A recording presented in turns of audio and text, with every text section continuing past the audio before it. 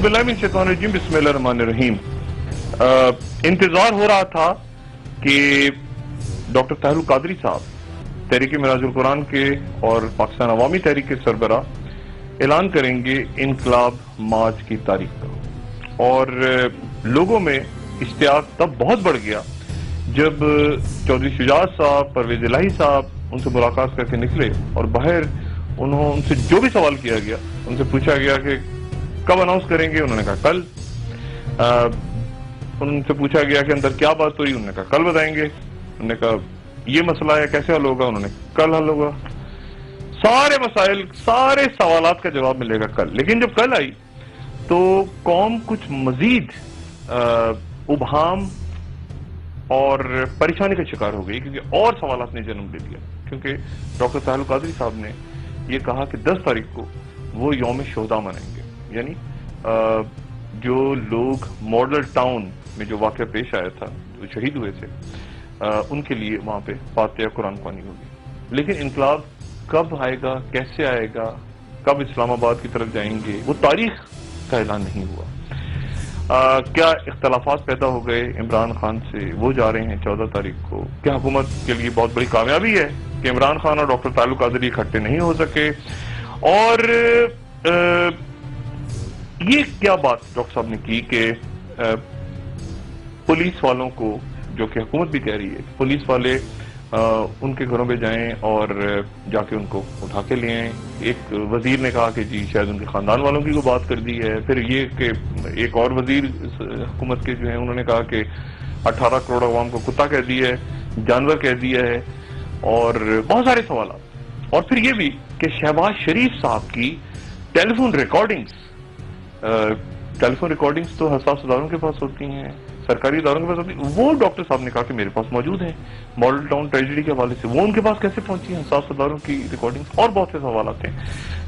Doctor صاحب میرے ساتھ موجود ہیں۔ ڈاکٹر صاحب السلام علیکم۔ وعلیکم السلام ورحمۃ اللہ۔ ڈاکٹر صاحب سب سے پہلے یہ تو سارے سوالات ہیں اور میں اس پہ چاہوں گا، لیکن ایک میں جو سب سے پہلے میرے ذہن میں سوال آیا وہ یہ کہ آپ کی جو تحریک ہے ہمیشہ سے وہ پرامن رہی، اور آپ نے خود بھی بار بار یہ کہا کہ ہم پرامن، لیکن اب ایسا لگا آپ کے قلب و لہجے سے کہ جیسے اس میں کہیں کوئی خون کی یا تشدد کی آمیزش یا کوئی بو آ رہی ہے، کیونکہ آپ نے جب یہ کہا کہ میں نے وزیر صاحب کو سنا، انہوں نے شاید آپ نے کہا کہ پولیس والوں کے گھر والوں کو نکال لیں، یا آپ نے کہا کہ پولیس والوں کو کریں۔ میں نے جو ریکارڈنگ سنی میں یہ سمجھا کہ آپ نے صرف پولیس والوں کی شاید بات کی تھی، انہوں نے گھر والے بھی ایڈ کر دیے، لیکن یہ کیسے تشدد آ جائے، کیا ہوگا بیچ میں؟ آپ نے ایک اچھے اور نہایت اہم سوال سے آغاز کیا ہے ڈاکٹر صاحب۔ میں یہ واضح کر دوں، ہم روز اول سے امن میں بلیو کرتے ہیں اور ہم تشدد کی مذمت کرتے ہیں۔ پاکستان عوامی تحریک ٹوٹلی نان وائلنٹ تحریک ہے۔ ہم وائلنس کی، تشدد کی، بربریت کی، ظلم کی نہ صرف ہمیشہ مذمت کی ہے، بلکہ اس کو قرآن و سنت کی تعلیم اور اسلام کی تعلیمات کی مخالفت گردانا ہے۔ اسی ظلم، تشدد، جبر و بربریت اور وائلنس اور ملیٹنسی کی وجہ سے میں عالم اسلام میں وہ ایک شخص ہوں جس نے تاریخ میں پہلی مرتبہ تاریخ میں 600 صفحات پر مشتمل ایک فتویٰ لکھا ملیٹنسی کے خلاف، وائلنس کے خلاف، دہشت گردی کے خلاف، اور میں نے دہشت گردی، ملیٹنسی اور وائلنس کو فتنہ خوارج کہا ہے، اور ایسے لوگوں کے بارے میں، ایسے لوگوں کے اقدام کو میں نے کفر کے برابر ڈکلیئر کیا ہے۔ میری پوری زندگی کی تعلیمات یہ ہیں، آج بھی اور مرتے دم تک میں اس پر قائم ہوں۔ لہٰذا یہ کیسے ہو سکتا ہے کہ ہم اپنی تحریک میں وائلنس کو داخل کریں؟ اب آگے آپ کا سوال، یہ اس کا بنیادی خاکہ تھا جو میں نے تحریک، خواہ وہ تحریک منہاج القرآن ہے جو ہماری ریلیجس، سوشل اور ایجوکیشنل اور ہیومن ڈیولپمنٹ کی سائڈ کی پوری تحریک ہے، اور خواہ وہ پولیٹیکل ہماری موومنٹ ہے پاکستان عوامی تحریک، دونوں میں فلسفہ ایک ہی ہے، نان وائلنس کا، عدم تشدد کا۔ اب کل کی پریس کانفرنس ساری دنیا نے دیکھی، سنی، 9 ٹی وی چینلز نے اس پریس کانفرنس کو میرے پہلے لفظ سے لے کر آخر تک لائیو کاسٹ کیا. تو ایک مختصر جواب تو یہ ہے کہ اس پریس کانفرنس کی ریکارڈنگ زیم ٹی وی پر اور مختلف چینل پہ محفوظ ہوتی ہے, اس کو سنیں. جو کچھ کہا گیا آج بعض لوگوں نے, میں تو ان کا نام لینا بھی مناسب نہیں سمجھتا, یہ سطح نہیں ہے, اس کو سنیں. جو الزام لگایا جا رہا ہے اس کا ایک لفظ بھی میری سپیچ میں کسی کو نہیں ملے گا, ایک لفظ بھی نہیں ملے گا. بعض لوگوں کی ڈاکٹر شاہد صاحب عادت ہے کہ وہ سارا تھیفز, یہی تو بدقسمتی ہے اس ملک کی پولیٹیکل کلچر کی, صرف جھوٹ بولنا, الزام لگانا, سفید دن کو بھی رات کہہ دینا. اور پوری دنیا نے پریس کانفرنس سنی ہے, لفظ بلفظ سنی ہے, اور پھر الرغم پھر اس کے بعد ایسی باتیں منسوب کر دینا جس کا حقیقت سے دور کا بھی تعلق نہیں. ٹھیک, میں نے یہ کہا اور میں آج اس کو ریٹریٹ کر رہا ہوں اور میں دوبارہ بھی کہوں گا. وہ میں نے یہ کہا, پہلی بات تو یہ کہ اس کی ریکارڈنگ چلا کے میری صلہ عام ہے, 100 بار اس کو دیکھ لیں, ہر ٹی وی چینل کے پاس ہے. یعنی بعض وزراء نے جو بات کہی ہے وہ اتنا جھوٹ ہے, اتنا بہتان ہے اور اتنی جھوٹی تہمت ہے کہ اس کا دور کا تعلق بھی میری پریس کانفرنس اور میری ورڈنگ کے ساتھ نہیں. لیکن میں اس کو دہرانے کے لیے کہنا چاہ رہا ہوں کہ میں نے کیا کہا. میں نے یہ کہا کہ بے شک ہم امن پہ یقین رکھتے ہیں اور پرامن تحریک ہے. اس امن کا ثبوت اس سے بڑھ کے کیا ہے کہ 17 جون کو ہم نے 14 لاشیں دے دیں اور 90 گولیوں سے چھلنی کر دیے, زخمی کر دیے, اور جوابی فائرنگ نہیں کی. ہمارے پاس اپنے سیکیورٹی گارڈز ہیں 1990 کے وقت سے. میرے بیٹوں نے, ڈاکٹر حسن اور ڈاکٹر حسین نے اپنے سیکیورٹی گارڈز کو بائی آرڈر اندر بلا لیا تھا جب انہوں نے حملہ کیا, اور کمروں میں بند کر لیا. وہ روتے تھے, انہوں نے کہا ہم خودکشی کر لیں گے. آج زندگی میں پہلی بار یہ وقت آیا ہے آپ کی اور پورے گھرانے کی اور تحریک کی جان کی حفاظت کا.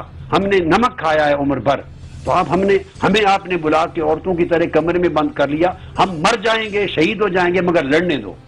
انہوں نے کہا نہیں, ابو جی کا آرڈر ہے, ہم گولیوں سے چھلنی بھی ہو گئے تو گولی نہیں چلائیں گے. نتیجہ یہ ہوا کہ لاشیں گری, 90 لوگ چھلنی ہوئے گولیوں سے ہاسپٹل پہنچے, مگر ادھر سے ایک فائر بھی ہمارے کسی گارڈ نے نہیں کیا. اور میں یہ بھی بتا دوں کہ یہ 25 سال کے عرصے سے ہمارے پاس سیکیورٹی گارڈ ہے, 25 سال میں کبھی کسی ایک بندوق سے فائر نہیں ہوا. ان کی تو بیرل اندر سے زنگ آلود ہو جاتی ہیں اور یہ صفائی کرواتے ہیں. گولیاں ان کی خراب ہو جاتی ہیں, ایکسپائر ہو جاتی ہیں, نہیں لے آتے چونکہ چلتے ہی نہیں. یہ صرف سیلف ڈیفenس کے لیے ہیں, مگر سیلف ڈیفenس میں بھی بندوق یوز نہیں کی, چاہت نے کروا لی. اب جو کل کہا میں اس کو دوہرا رہا ہوں. کل یہ کہا کہ ہم پرامن ہیں, پرامن رہیں گے, لیکن امن کو ہماری کمزوری نہ سمجھا جائے. ہم نے 10 اگست کو یوم شہداء کا اعلان کیا ہے, اور میں نے کارکنان کو, عوام کو, تاجروں, کسانوں کو, سول سوسائٹی کو, جنہوں نے اس بڑے سانحہ میں ہمارے ساتھ اظہار یکجہتی کیا, اس دکھ کی گھڑی میں ہمارے ساتھ کھڑے ہوئے, میں نے دعوت عام دی پوری سوسائٹی کو, ملک کو. میں نے کہا کہ یوم شہداء کے لیے آئیں, روحیں پکار رہی ہیں کہ ہماری FIR کا کیا بنا, ہماری شہادتوں کا کیا بنا. مائیں پوچھ رہی ہیں, باپ پوچھ رہے ہیں ہماری بیٹیوں کا کیا بنا. بچے پوچھ رہے ہیں ہمارے باپ اور ہماری ماؤں کا کیا بنا.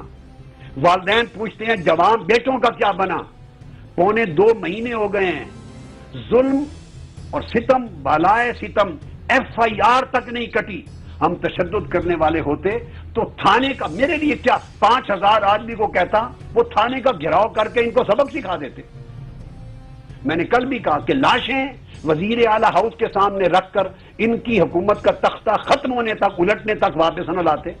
ہم نے کبھی اللہ معاف کر دے ایکسپلوئٹیشن کا سوچا نہیں, اور وائلنس کا راستہ اختیار نہیں کیا. ہم نے امن کا دامن. اب آپ نے کیا کہا ہے؟ اب کیا کہا؟ اب میں نے یہ کہا کہ پرامن آئیں گے, اور یوم شہداء پر لوگ قرآن مجید گلے میں لے کر آئیں, چونکہ ہر شخص, ہم ہزاروں لاکھوں لوگوں کو قرآن مجید کے نسخے نہیں دے سکیں گے. ہر کوئی قرآن مجید اپنی تلاوت کے لیے گھر سے لائے, نماز کے لیے جائے نماز گھر سے لائے. کوئی مسجد اتنے لوگوں کو تو نہیں نہ سمو سکتی, اور تسبیح بھی لائیں. لوگ قرآن خوانی کے لیے آ رہے ہیں 10 اگست کو, قرآن خوانی ہوگی, شمع روشن ہوگی. اصال ثواب ہوگا، ان کے لیے دعا ہوگی۔ میں نے کہا کہ قرآن مجید تلاوت کے لیے اور قرآن خوانی کے لیے آنے والوں پر اگر آپ نے تشدد کیا اور کریک ڈاؤن کیا اور جبر زد و کوب کیا اور پہلے کی طرح ان کے گھروں میں کریک ڈاؤن کیا، اٹھایا، راستے روکے، تو میں نے کارکنوں کو کہا یاد رکھ لو، ایسی صورت میں کوئی کہے تو جو پولیس والا تم سے ایسا کرے تم اسے جا کر خواہ اس کے گھر بھی جانا ہو، اس پولیس والے کو، ظلم جبر اور تشدد کرنے والے کو اٹھا کر ساتھ لے آؤ، ایک تھپڑ مارنے کا بھی نہیں کہا میں نے، لے آؤ اور اس سے یہاں قرآن خوانی کروائیں گے 2 دن بٹھا کر۔ ڈاکٹر صاحب وضاحت کریں، رہ گئی خواتین، ایک سنیے بات، میں نے آپ کیسٹ کو سنی ہے، میں نے 3 بار دوہرا کر سلام کر، میں نے سنا، میں نے کہا خبردار کارکنوں کو، کسی پولیس والے ظالم اور کسی وائلنٹ اور درندے پولیس والے کی بھی جب گھر جاؤ تو ماں، بہن اور بیٹی کو خبردار ہاتھ نہ لگانا، وہ مقدس رشتہ ہے، اس کو سیلوٹ کرنا اور ان کا تقدس ملحوظ رکھنا، اور پولیس والے کو لاؤ جو ظلم جبر کرے تاکہ اس سے قرآن خوانی کروائیں۔ یہ تو انارکی ہے، یہ انارکی نہیں، آپ نے ایک پولیس والا مثال کے طور پہ اس کو آرڈر آیا اوپر سے، چیف منسٹر کا یا کسی نے کہا کہ جی اس علاقے میں مسئلہ ہے اور جا کے چھاپا مار کے ان کو ایم پی او کے تحت گرفتار کر لیں، ٹھیک ہے، نظر بند کر دیں، اور پکڑ لیا۔ اب وہ کارکن سارے اس پولیس والے کو جو کہ آرڈر اوبے کر رہا ہے، سرکاری ملازم ہے، اس کو وہ سر پہ اٹھا کے یہاں پہ لا کے اس کو قرآن پڑھانا شروع کرتے ہیں، تو یہ تو انارکی ہوگی، سول نافرمانی ہوگی۔ تو ان میں انسانیت آئے گی، انہیں ظلم اور عدل کا فرق سمجھ آئے گا، انہیں سچ اور جھوٹ کا اور عدل اور ناانصافی کا، حکم نہ مانے، جائز حکم اور ناجائز حکم کا فرق سمجھ آئے گا، انہیں قرآن حکم نہ مانے، حکم نہ مانے۔ ہاں سنیے اب حکم کی، دیکھیے ڈاکٹر شاہد صاحب، قوموں کا عروج بھی ہوتا ہے، ایک پروسیس ہے، اور قوموں کا زوال بھی ہوتا ہے۔ وہ قومیں اپنے عروج کو مینٹین کرتی ہیں جہاں رول آف لا ہو، یعنی جہاں اقتدار قانون کے پاس ہو، حکومت قانون کی ہو، قانون کی حکمرانی ہو، وہ قومیں عروج سے بہرہ یاب ہوتی ہیں، اور وہ قوم وہاں سے زوال پذیر ہونا شروع ہو جاتی ہے جہاں اقتدار قانون کے پاس نہ رہے، حاکم کے پاس چلا جائے۔ میں نے میسج یہ دینا چاہتا ہوں پولیس والوں کو، اور آج دوہرا رہا ہوں کہ پولیس اسٹیٹ فنکشنری ہے، وہ شریف برادران کی ملازم نہیں ہے، وہ ان کے گھر سے تنخواہ نہیں لیتے، انہیں ریاست پاکستان اپنے خزانے سے تنخواہ دیتی ہے، انہیں پاکستان کے عوام کے ٹیکسوں سے تنخواہ ملتی ہے، وہ 18-20 کروڑ عوام کے ملازم ہیں، وہ مملکت خداداد پاکستان کے ملازم ہیں، وہ آئین کے اندر ہیں، وہ قانون کے اندر ہیں، ان پر پابندی ہے اس حکم کو ماننا جو حکم آئین، قانون، عدل اور انصاف کے مطابق ہو، اور جو حکم وزیر اعظم دے، بھلے وزیر اعلیٰ دے، کوئی دے، مگر جو آئین کے خلاف ہے، قانون کے خلاف ہے، انصاف کے خلاف ہے، جمہوری اصولوں کے خلاف ہے، شرافت کے خلاف ہے، انسانیت کے خلاف ہے، اور بین الاقوامی جو ضابطے ہیں جمہوریت کے، اس کے خلاف ہے، ان کا ماننا ان پر ہرگز واجب نہیں ہے۔ میں یہاں ایک دلیل دینا چاہوں گا، وزیر اعلیٰ، وزیر اعظم کیا شے ہیں؟ تاجدار کائنات صلی اللہ علیہ وآلہ وسلم، رسول خدا صلی اللہ علیہ وسلم، ان کے مقابلے میں کسی حکمران کی کیا حیثیت ہے ایک مسلمان کے لیے؟ حضور علیہ السلام سے پوچھا گیا یا رسول اللہ، حکمرانوں کی اور لوگوں کی اطاعت ہم پر کس حد تک واجب ہے؟ آپ نے فرمایا لا طاعت لمخلوق فی معصیت الخالق، یہ صحیح بخاری مسلم کی متفق علیہ حدیث ہے۔ ایک امیر نے، حاکم نے حکم دیا تھا کسی کو آگ میں کود جانے کا، تو وہاں اختلاف ہو گیا، صحابہ کرام نے ان کے حکم کی پابندی نہیں کی، وہ ان کے ماتحت تھے، وہ ان کا امیر تھا۔ کیس حضور علیہ السلام کے پاس لایا گیا، جب مدینہ میں آئے، آقا علیہ السلام نے فرمایا بے شک وہ تمہارا حاکم تھا، امیر تھا، اگر اس کے کہنے پر تم آگ میں کود جاتے تو قیامت تک دوزخ میں جلتے رہتے۔ تو صحابہ نے پوچھا یا رسول اللہ پھر جو حاکم ہیں ان کی اطاعت کی حد کیا ہے؟ فرمایا لا طاعت لمخلوق فی معصیت الخالق، حاکموں کا کوئی ایسا حکم جس میں اللہ کی نافرمانی ہو، جس میں گناہ ہو، جس میں غلط کار ہو، جس میں کسی انسان پر ظلم ہوتا ہو، جبر ہو، تشدد ہو، چادر اور چار دیواری کا ملوز نہ رکھتا ہو، جہاں اللہ کی نافرمانی ہو وہاں کسی حاکم کے حکم کی اطاعت واجب نہیں، اس کو رد کر دیا جائے۔ نوکری چھوڑ نکالے جائیں گے، وہ نکالے جائیں، جو کچھ سول نافرمانی، یہ تو سول نافرمانی، یہ رسول پاک صلی اللہ علیہ وسلم کا فرمان ہے۔ اب سول نافرمانی کی اصطلاح کو ایک طرف رکھ لیں اور رسول پاک صلی اللہ علیہ وسلم جن کے ہم کلمہ گو ان کا حکم ایک طرف رکھ لیں۔ میں سول نافرمانی کی بات ابھی نہیں کی، میں نے انہیں ریاست کے تابع، ریاست کا وفادار، آئین اور قانون کا وفادار بنانے کی بات کی ہے اور ان کے ضمیر کو جھنجھوڑا ہے۔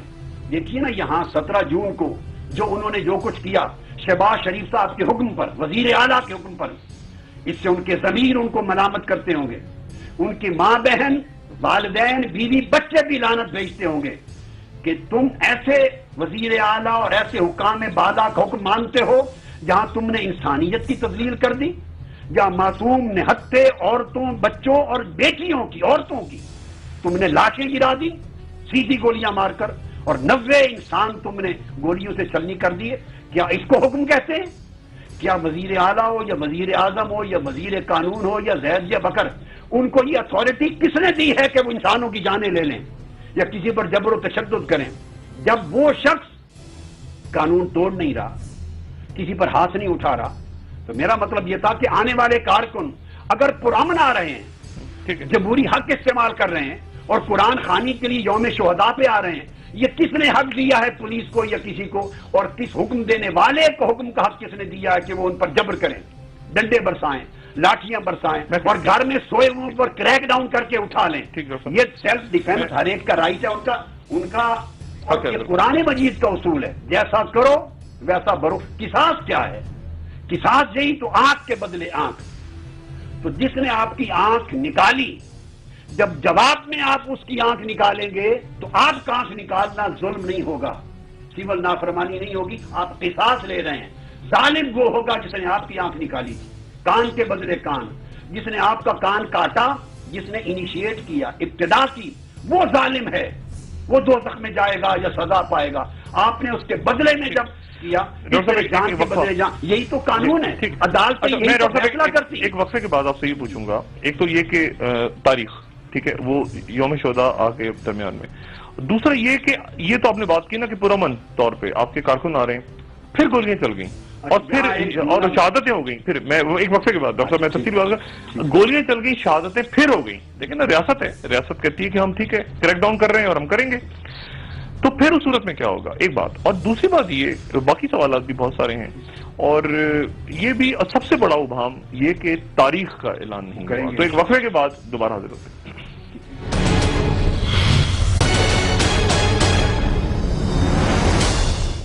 ویلکم بیک خواتین و ڈاکٹر صاحب، یہ تو آپ نے بات کی کہ پرامن لوگ اگر ایسا کریں اور ان کے ساتھ ایسا ہو، پولیس والے کریں، اب اگر پولیس ہے، ریاست کی مشینری ہے، وہ دیکھتی ہے کہ جی یہاں پہ لا اینڈ آرڈر کا مسئلہ ہو رہا ہے، پتھراؤ شروع ہو گیا، ہنگامہ شروع ہو گیا، گولیاں چلا دی پولیس کے پاس گنز ہیں، اور پھر شہادتیں ہو گئیں دوبارہ، پھر اس حالات میں کیا کریں گے؟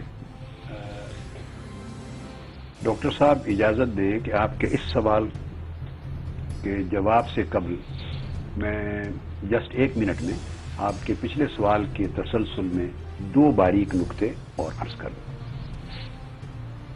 وہ جو خواتین کی بات میں نے کی، اس میں آپ یہ بھی سنیں گے کہ میں نے اپنی کل کی پریس کانفرنس میں یہاں تک کہا ہے کہ اگر کسی دہشت گرد درندے پولیس مین کے گھر بھی کسی نے ان کی خواتین کو ہاتھ لگایا تو اس پر اللہ رسول کی لعنت ہوگی اس کارکن، اور میں اس کارکن کو اپنی جماعت سے کک آؤٹ کر دوں گا۔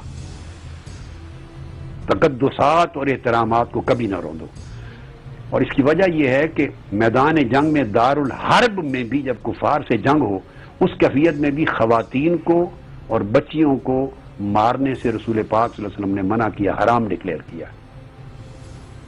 بعض لوگوں کی عادت ہے جھوٹ بولنا، اور صرف اس کے ان کے پاس اور کوئی بات نہیں ہے سوائے جھوٹ کے، ان کے پاس بیچنے کے لیے کوئی سودا نہیں۔ دوسری چیز، میں پولیس کو یہ تنبیہ اس لیے بھی کی کہ یہ تو تمہیں آرڈر دے دیں گے، تو انقلاب کے بعد تو انہوں نے رہنا نہیں، اور میں دہرا رہا ہوں کہ اگست اینڈ ہونے سے پہلے انشاءاللہ تعالی ان کا اینڈ ہو چکا ہوگا۔ یہ تو ہوں گے نہیں، یہ تو اب بھی ثانیہ ماڈل ٹاؤن کے واقعے میں پولیس کو قربانی کا بکرا بنا کے ان میں سے 1-2 کو ذبح کروانا چاہتے ہیں اور خود بچنا چاہتے ہیں۔ یہ اپنے ہوتے ہوئے پولیس کو ذبح کروا رہے ہیں جن کے ذریعے درندگی کروائی، تو جب یہ نہیں ہوں گے پھر ان کو کون بچائے گا؟ اس لیے وہ سوچ سمجھ کے قدم اٹھائیں۔ اور تیسری ایک ایمانی بات تھی، آفٹر آل پولیس کا انسٹیٹیوشن ہے، ہزارہ پولیس مین ہیں تو مسلمان، ان کا اللہ رسول پر قرآن پر ایمان تو ہے. میں ان کو بتا رہا ہوں کہ 10 اگست کو یوم شہداء منا رہے ہیں، اور میں ان کو کہہ رہا ہوں کہ ہزاروں لاکھوں لوگ آئیں گے. اتنے قرآن مجید کے نسخے ہم فراہم نہیں کر سکتے، ہر کوئی گھر سے لے کر آئے. لاکھوں لوگ آئیں گے، ہزاروں لاکھوں جتنے بھی بڑا اجتماع ہے، بڑا یوم شہداء ہے، بہت بڑے پیمانے پر. اچھا تو اتنے نسخے قرآن مجید کے نہیں، جائے نمازیں بھی گھر سے پورے پاکستان سے لوگ آ رہے ہیں اس میں؟ نہیں، قریب جو آ سکتے ہیں، قریب اضلاع سے، جن کو تکلیف بہت بڑا اجتماع قریب سے. ٹھیک. اب میں ان کو بتا رہا ہوں کہ سب نے گلے میں قرآن مجید ڈالا ہوا ہوگا اپنی منزل کے لیے. میں نے کہا ایک بیگ بنا کے اس میں قرآن مجید، تسبیح، درود پاک پڑھنے کے لیے اور جائے نماز کے لیے لانا. جہاں قرآن خوانی ہوگی نوافل ہوں گے شہداء کے لیے. تو اگر پولیس نے لاٹھی چلائی تو وہ لاٹھی صرف کارکنوں اور شہریوں کو نہیں لگے گی، وہ لاٹھی قرآن مجید کو بھی لگے گی. تو آپ ان کے یعنی یہ حکمران پنجاب گورنمنٹ ان پولیس والوں کا ایمان ختم کرنا چاہتے ہیں قرآن مجید پہ لاٹیاں مروا کر. وہ زخمی ہوں گے، ان کا خون قرآن مجید پہ لگے گا. اور میں نے ان کو پہلے بتا دیا ہے کہ وہ قرآن خوانی کے لیے یہاں آ رہے ہیں، یوم شہداء ہے. اور یہاں تک کہہ دیا کہ یوم شہداء 10 اگست اس لیے نہ روکیں کہ میں ضمانت دیتا ہوں لانگ مارچ 2013 کی طرح کہ یوم شہداء میں پتہ نہیں ٹوٹے گا، ان کے گھروں کے نکلنے سے لے کر یہاں پہنچنے تک ایک گملہ نہیں ٹوٹے گا. اتنے پورا منائیں گے، بشرطے کہ آپ نے اس امن کے سفر کو تشدد میں نہ بدلا. تو میں نے ان کا ایمان بچانے کا راستہ بتایا ہے کہ یہ تو کہہ دیں گے تمہیں کفر کی راہ پر، ظلم کی راہ پر، تشدد کی راہ پر، درندگی کی راہ پر تمہیں گامزن کر دیں گے، مگر تم لاٹھیاں قرآن مجید پہ برساؤ گے. مرنا نہیں ہے، وہ نہیں مانتے، وہ مانتے ہیں حکمراں کی بات. ٹھیک ہے نا، وہ نوکری کر رہے ہیں سرکاری نوکری، پھر گولی چل گئی، پھر لوگ شہید ہو گئے. اس کا بھی اب اس کا جواب بھی میں نے دے دیا ہے. اگر تو انہوں نے نہ چھیڑا اور کوئی تشدد نہ کیا، بسیں بند نہ کی، اڈے بند نہ کیے، پیٹرول پمپ بند نہ کیے، راستے بلاک نہ کیے، آنے والے لوگوں کو جو قرآن مجید گلے ملا کے تلاوت کے لیے یوم شہداء پہ آ رہے ہیں، میں اس کو بار بار ریپیٹ کر رہا ہوں تاکہ ان کے ذہنوں میں رجسٹر ہو کہ کس مقصد کے لیے وہ لوگ آ رہے ہیں. اور اگر انہوں نے تشدد نہ کیا تو پرامن طریقے سے آئیں گے اور یوم شہداء ماڈل ٹاؤن میں ہوگا. مناج القرآن کے سامنے جو پارک ہے مناج پارک، یہاں پر ہوگا. اگر انہوں نے ان حکمرانوں ناعاقبت اندیش، ضامن اور ظالم، قاتل اور درندہ صفت حکمرانوں کے کہنے پر تشدد کیا، لاٹھی برسائی یا گولی چلائی، تو پھر میں آپ کو بتا رہا ہوں پھر یوم شہداء جاتی عمرہ میں ہوگا، پھر ماڈل ٹاؤن میں نہیں ہوگا. اگر انہوں نے تشدد کیا، گولی چلائی، راستے بلاک کیے، تو ہم سمجھیں گے کہ ہمارے کارکنوں کو جاتی عمرہ کی دعوت دی گئی ہے. یعنی قبضہ انہوں نے دعوت دی ہے کہ نہیں یوم شہداء جاتی عمرے میں آ کے منائیں، تو لوگ سیدھا جاتی عمرہ روانہ ہوں گے. پھر آگے کیا ہوتا ہے، معاملہ ہمارے ہاتھ سے نکل چکا ہوگا، ہمارے ہاتھ سے نکل چکا ہوگا. ہم دیکھیے ضامن ہیں اگر جبر اور تشدد کارکنوں پر نہ کیا جائے، غیر جمہوری رویے نہ اختیار کیے جائیں، تو امن کے ضامن ہیں. اگر آپ ان پر تشدد کریں گے، خود وائلنس کریں گے اور وہ اپنے دفاع کے لیے بفر جائیں گے، پھر ہم ضامن نہیں، پھر ہمارا کنٹرول نہیں رہتا. اس کے بعد یہ فیصلہ کرنا تو حکمرانوں کا کام ہے کہ جمہوری بنو، بنو. اگر تشدد ہو گیا تو جاتی عمرہ، تو لوگ جاتی کہہ دیا ان کو کہ پھر یوم شہداء جاتی عمرہ میں ہوگا. اچھا، رائے منڈ محل میں ہوگا. ڈاکٹر صاحب یہ تو آپ نے بالکل ہی وہ قبضے والی بات ہوگی نا کہ ذرا تشدد ہو گیا کہیں تو لوگ جاتی عمرہ نکل جائیں سارے کے سارے ہزاروں. تشدد کا میرا سوال ہے ڈاکٹر صاحب، ان کو رائٹ کس نے دیا ہے؟ پاکستان کا آئین رائٹ دیتا ہے. آرٹیکل 9 کہتا ہے کہ ریاست کی ذمہ داری ہے ہر شہری کی جان اور مال کی حفاظت کرنا. بھئی جب کوئی آپ کی یا کسی اور کی جان و مال کو نہیں لوٹ رہا اور پرامن شرافت کے ساتھ آ رہا ہے، وہ تھوڑے لوگ آ رہے ہیں یا ہزاروں کی تعداد میں غل در غل آ رہے ہیں، کس نے مجھے بتائی حکمرانوں کو رائٹ دیا ہے ان کے راستے بند کرنا؟ یہ جو کس نے لاٹھی جلانے کا، گولی جلانے کا رائٹ دیا؟ نہ آئین کہتا ہے، نہ قانون کہتا ہے، نہ عدل کہتا ہے، نہ جمہوریت کہتی ہے، نہ بین الاقوامی روایات کہتی ہیں. میرا سمپل سوال ہے، یہ روز بیٹھ کے رونا روتے ہیں آئین کے مطابق ہو، جمہوریت بھی ریل نہ ہو. میں ان سے پوچھتا ہوں یہ جو تم نے 17 جون کو کیا ہے، جو لاشیں گرائی ہیں، اسے جمہوریت کہتے ہیں؟ جمہوریت کو تعریف تو کرو، ڈیفائن تو کرو. یہ آئین ہے، یہ قانون. آپ کی جماعت کے 3-4 لوگ پنڈی سے ٹی وی پہ آئے ہیں کہ جنہوں نے کہا کہ ہم الگ ہو رہے ہیں، یہ کون لوگ ہیں؟ نہیں، ہماری کوئی جماعت کے لوگ نہیں. آپ ان کی شکلیں دیکھیں ٹی وی پر، آپ کو اندازہ ہو جائے گا کہ وہ پیٹ کے لوگ نہیں ہیں. اچھا، وہ ایکچولی میں نہیں جانتا، کسی ایک کو بھی میں نہیں پہچانتا. اچھا، میں نے ان کی تصویر دیکھی، میں ایک کو بھی نہیں پہچان. گلی کوچوں سے آپ لوگ پکڑ کے اعلان کروانے شروع کر دیں گے. یعنی یہ اتنا گر گئے ہیں، اس سطح تک گر گئے ہیں. 18 کروڑ لوگوں کا یہ ملک ہے. ڈاکٹر صاحب، یہ میں انقلاب کی تاریخ پہ آ رہا ہوں ابھی تھوڑی دیر میں، وہ ظاہر ہے وہ ایک طویل جو ہے، لیکن یہ ٹیپیں آپ نے کہا کہ میرے پاس شہباز شریف صاحب کی ریکارڈنگز ہیں. اب ریکارڈنگز تو آزاد اداری کرتے ہیں اس ملک میں، انٹیلیجنس ایجنسی سے کرتی ہیں. آپ نے کہا کہ وہ شہباز شریف کی ریکارڈنگز ہیں. میں آپ کو بتاؤں، حساس ادارے ان کے انڈر بھی ہیں کہ نہیں؟ ان کے اندر جی ہاں، آئینی طور پہ تو ہیں، ویسے پتہ نہیں. ان کے انڈر بھی ہیں. ایک حساس ادارہ ان کے اندر ہے. ٹھیک ہے، اسپیشل برانچ. اس کے بعد پنجاب والوں کے بھی ہیں. پھر اس کے بعد ٹیلی فون کی کمپنیز بھی ہیں، موبائل کمپنیز بھی ہیں. ان کے نیچے کام کرنے والے لوگوں کے پاس ہے نا کالز. یہ مجھ سے نہ پوچھیں، یہ ان سے پوچھیں جو کل کو سلطانی گواہ بننے کے لیے تیار ہو رہے ہیں ان کے خلاف. اچھا جی، ان سے پوچھیے کہ ہم تک کیسے یعنی ان کے لوگوں کی طرف، اور کیا اپنے لوگوں سے پوچھیں. انہوں نے پرووائڈ کیا ہے ریکارڈ. میں اس کے سوا کچھ نہیں کہتا. ٹھیک، میں اس کے سوا کچھ نہیں کہتا. یہ اپنے لوگوں سے پوچھیں، گریز کریں، ٹٹولیں، اپنے آستینوں کے اندر دیکھیں. چونکہ ان کے اوپر سلطانی گواہ نہیں، بھٹو صاحب کے بارے میں بنے تھے کہ نہیں؟ ان پر بھی سلطانی گواہ بنیں گے. مسعود محمود جو بن رہے ہیں، جو اگلے ان کے کیس میں جو مسعود، یہ اگر ایف آئی آر انہوں نے 2.25 مہینوں سے رکوا رکھی ہے. 14 شہیدوں کے وارثوں کو جس ملک میں ڈاکٹر شاہد صاحب ایف آئی آر کٹوانے کا رائٹ نہ ہو، کیا آپ اس ملک کو، اس میں نظام کو جمہوریت کہیں گے؟ کیا اس کو رول آف لا اور قانون اور آئین کہیں گے؟ ان کو شرم سے ڈوب مرنا چاہیے. اگر ان کے اندر رتی بھر حیا ہوتا، ایمان ہوتا، آئین قانون جمہوریت کی پاسداری ہوتی، تو یہ حیاءً اپنی ناکامی کا اعتراف کر کے مستعفی ہو جاتے.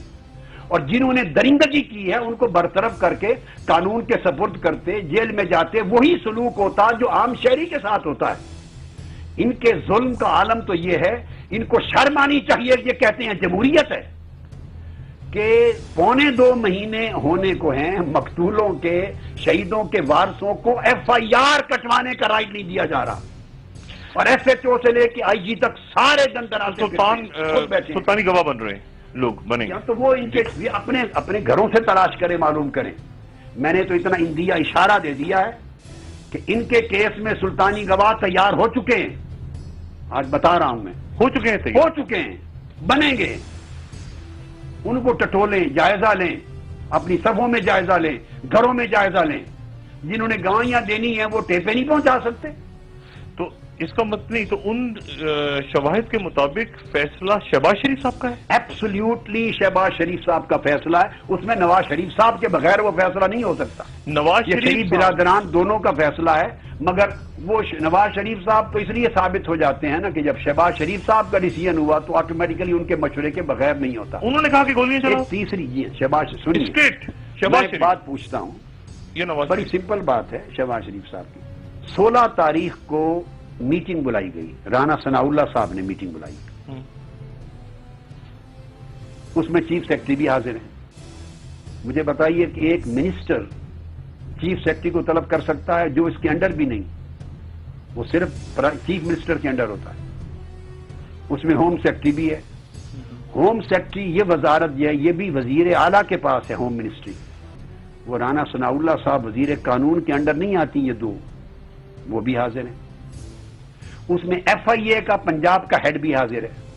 اس میں آئی بی کا ہیڈ بھی حاضر ہے، ایف بی آر کا ہیڈ بھی حاضر ہے. یہ تینوں ادارے فیڈرل گورنمنٹ کے ہیں. F I A, F B R اور آئی بی تینوں فیڈرل گورنمنٹ کے انڈر ہیں.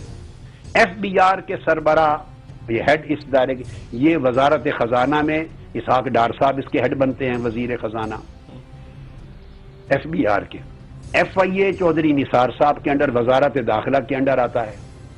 آئی بی ڈائریکٹلی وزیر اعظم صاحب کے انڈر آتا ہے. میرا سمپل سوال ہے، یہ وفاقی حکومت کے جو 3 ادارے ہیں انہیں صوبائی وزیر کیسے اپنی میٹنگ میں بلا سکتا ہے؟ وہ کس کے حکم سے آئے 16 تاریخ کو اس میٹنگ کو اٹینڈ کرنے؟ ایک سمپل سوال ہے. اگر وزیر اعظم ان کو حکم نہ دے یا وہ 2 وزیر وفاقی، کوئی تو ذمہ داری لے نا. کیا وزیر قانون پنجاب کے رانا ثناء اللہ کو یہ اتھارٹی ہے کہ وفاقی وزارت کے 3 محکموں کے پنجاب کے سربراہان بھی میٹنگ میں آئیں؟ کس کی اتھارٹی سے آئے؟ شہباز شریف صاحب کے کہے بغیر آ سکتے؟ اچھا، آپ نے ایک اور بات، ایک بڑی دلچسپ بات ہے، ان کے جو پرسنل سیکرٹری ہیں پرنسپل سیکرٹری توقیر شاہ، انہوں نے بیان حلفی داخل کرایا ہے عدالت میں، اور شہباز شریف صاحب نے بھی داخل کرایا ٹرائیبیونل میں. ہمارا تو بائیکاٹ تھا کہ ٹرائیبیونل ایک مذاق کیا گیا. مطلب وہ اس لیے مذاق کیا کہ ٹرائیبیونل کو 20 جولائی کو یہ آرڈر کیے گئے ہوم سیکرٹری نے کہ وہ مینڈیٹ اس کو دیا گیا کہ وہ رسپانسبلٹی بھی فکس کر سکتے ہیں کہ قتل کرنے کا حکم کس نے دیا، کون ذمہ دار ہے. اور جب ٹرائیبیونل نے کام شروع کیا تو 27 تاریخ کو ہوم سیکرٹری پنجاب نے دوسرا نوٹیفیکیشن جاری کیا. میں نے کل وہ نوٹیفیکیشن دکھائے تھے نمبر، اور اس میں ان سے مینڈیٹ واپس لے لیا کہ رسپانسبلٹی فکس نہیں کر سکتے. اس نے ٹرائیبیونل پنجاب کے سیکشن 11 کے تحت ایڈیشنل پاورز مانگی تھی. اس پاور کے تحت وہ ہماری FIR درج کرانے کا بھی آرڈر دے سکتا تھا، اور ہمارے نامزد ملزم جو ہیں ان سے بھی وہ انویسٹیگیشن کر سکتا تھا. انہوں نے 27 تاریخ کو یہ ریٹن نوٹیفیکیشن میں لکھ کے بھیجا کہ FIR پولیس نے آلریڈی درج کر دی ہے. وہ پولیس جو قاتل ہے 14 لوگوں کی اور 90 لوگوں پر اقدام قتل ہے وہ ہو چکی ہے. اب کوئی اور FIR یا کسی اور چیز کی ضرورت نہیں. اسی پولیس کی، قاتل پولیس کی درج کی ہوئی FIR پر سنگل ٹریک کی صرف انویسٹیگیشن انکوائری ہوگی. آپ نے جو کہا ہے کہ 14 کے بدلے 14، ہاں تو وہ میں اس پر، اور آپ نے کہا قصاص، میں اس پر آتا ہوں. تو وہ میں بات یہ پہلے بات کمپلیٹ کر لوں. تو بیان حلفی داخل کروایا. اس بیان حلفی میں انہوں نے، اور وہ ٹرائیبیونل کے پاس ہے اور تمام اخبارات میں، اردو اور انگلش کے اخبارات میں چھپ چکا ہے یہ مضمون. میں نئی بات نہیں کر رہا کہ وہ توقیر شاہ صاحب بیان حلفی میں کہتے ہیں کہ 9 بجے وزیر اعلیٰ پنجاب کا شہباز شریف صاحب کا مجھے ٹیلی فون آیا کہ یہ کیا ہو رہا ہے.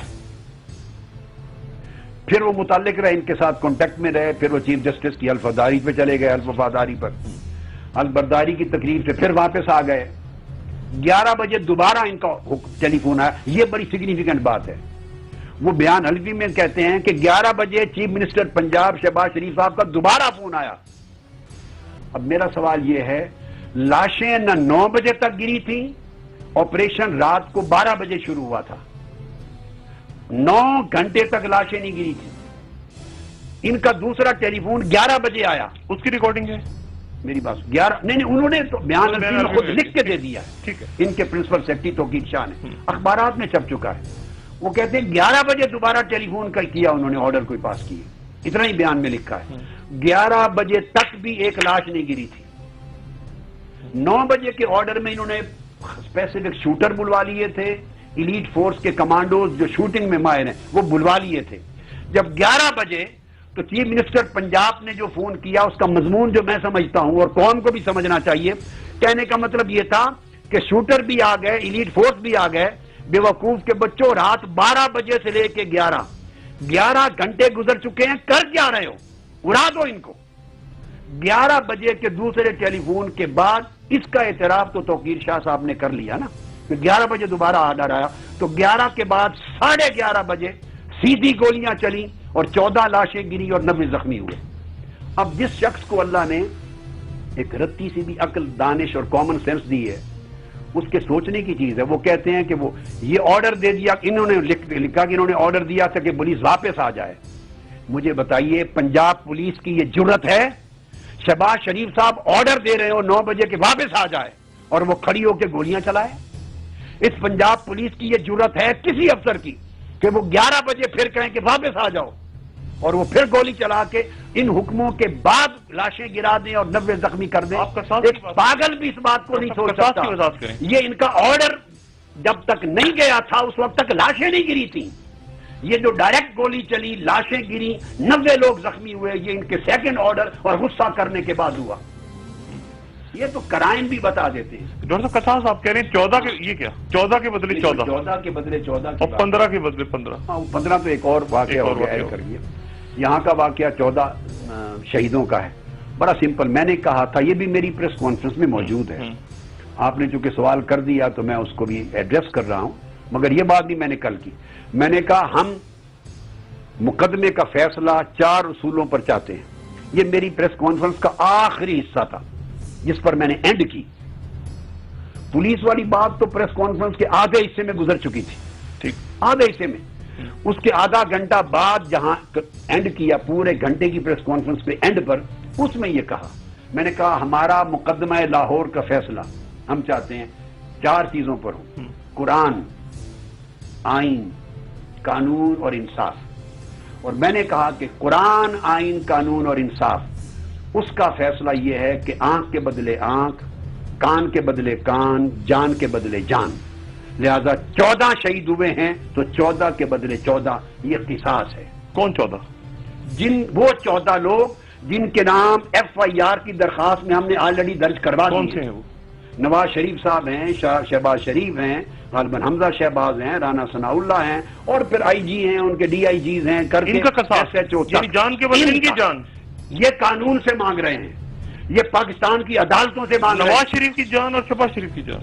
جب اگر یہ اپنے آپ کو ثابت کر دیتے ہیں بعد ازاں کہ یہ مجرم نہیں ہیں، اچھا قانون ثابت کر دیتے ہیں، نام والا مستثنا ہو جائیں گے. لیکن جب تک ہمارے یہ ملزم ہیں تو جان کے بدلے جان کا قانون سے مانگ رہے ہیں، عدالتوں سے مانگ رہے ہیں، ملک کے آئین سے مانگ رہے ہیں. نیوز کے لیے میں بریک لے رہا ہوں. نیوز بریک کے بعد میں دوبارہ جب آؤں گا تو پھر آپ سے یہ پوچھوں گا کہ انقلاب کی تاریخ عمران خان کے حوالے سے ہمارے پاس اطلاعات ہیں، آپ اس کی تصدیق کریں، تردید کریں کہ آپ سے ملاقاتیں ہوئی ہیں غالباً ان کی قیادت کی، وہ ملے ہیں آپ سے آ کے یہاں پہ یا کہیں اور کچھ معاملات طے ہو گئے پھر خراب ہو گئے، انہوں نے تاریخ اعلان کر دیا، آپ نے تاریخ کا اعلان نہیں کیا.